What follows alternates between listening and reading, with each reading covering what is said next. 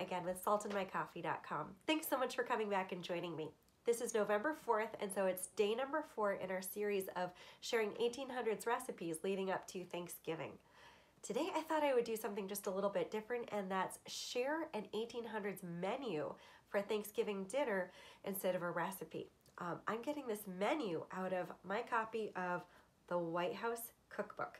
And I'm going to hold this upside down because anybody who's watched my video on starting your own collection of 1800s cookbooks knows that my copy of the White House Cookbook has a cover that's pasted on upside down. It's a little hard to see, but that's what it looks like. The White House Cookbook was first published in 1887. This one was copywritten in 1889, and the front panel has a portrait of Carrie Harrison, who was Benjamin Harrison's wife. Even though we know her as Carolyn Harrison, her portrait here has her signature, which says Carrie. And so I just think that's rather lovely. Sad thing, she died of tuberculosis just a couple years after this. But let's focus on happy things, which is what they had for Thanksgiving. You ready to hear this menu?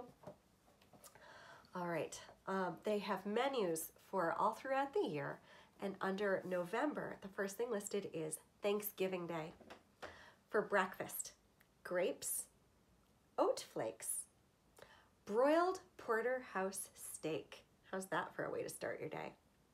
Codfish balls, browned potatoes, buckwheat cakes, maple syrup, wheat bread, and coffee. Now, for dinner, oysters on the half shell, cream of chicken soup, fried smelts, sauce tartare, roast turkey. We shared a recipe for roast turkey yesterday. You can look back through the videos and find that. I'll actually link it down below if you'd like that, an 1800s recipe for how to roast a turkey.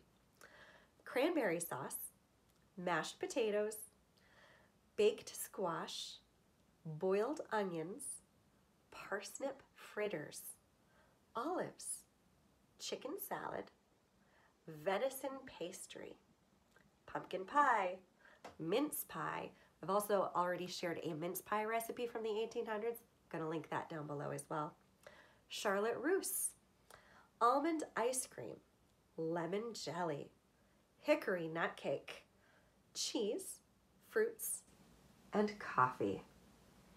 All right, and then for supper, they started off with cold roast turkey.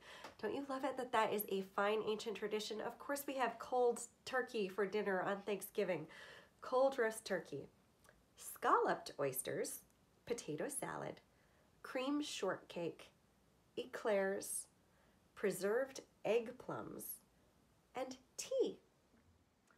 And that is the Thanksgiving menu that's published for the White House in this copyright 1889 White House Cookbook. So if we want to put a little bit of historical context around this, here we've got a recipe or a menu from about 1890, and it was only about 20 years earlier, less than that actually, in 1863, that Abraham Lincoln had declared a national Thanksgiving Day. Everybody, regardless of what state, celebrating Thanksgiving on the same day. And interestingly, this was something that Sarah Josepha Hale, who was the editor of Ladies Godey's book, and really in a lot of ways one of the most influential women in America in the 1860s, the 1850s even, she had been really working toward establishing a nationwide Thanksgiving Day. In her petition to President Lincoln, she says she's been working at this for 15 years. And so it's in 1863 that President Lincoln declares a yearly day of Thanksgiving in November, the fourth Thursday of November. Ages earlier, back in 1789, George Washington had declared a day of Thanksgiving, a national day of Thanksgiving.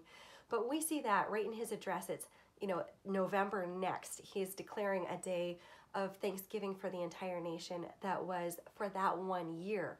So it's not until 1863 that Abraham Lincoln is declaring this a national holiday. And so here we are 17 years later. Time out. 27 years, not 17. Apparently I can't do math when I'm thinking about food. And back to it. That's what the menu looks like. And so in a lot of ways, the White House is still kind of setting the stage and showing how it's done. And this is a cookbook. I'm going to look up, I would love to know how many copies of this were sold around that time period? How many women had this book in their hands? Because, you know, just from the research that I've done, this White House cookbook was a pretty influential one in terms of how women aspired to cook, at least those who had means and the ability to do that. And so I just think it's so fascinating to see in what way that stage is being set and kind of a precedent set for how we celebrate this national yearly holiday as a nation. And so I just think it's amazing the things that you can, the way a simple menu can tie you into history like that. Anyway, love this stuff. Now, here's a neat thing, is that entire menu, there are recipes for every single thing on that menu in this cookbook. And so if there's anything in there that sounded amazing to you, let me know. Put it in the comments and I'll pull out that recipe and we'll share that. So let me know if there's anything on that menu that sounds amazing that you'd love to know more about, because I've got the recipe. It's right here in the book. All right, take care and we will see you tomorrow.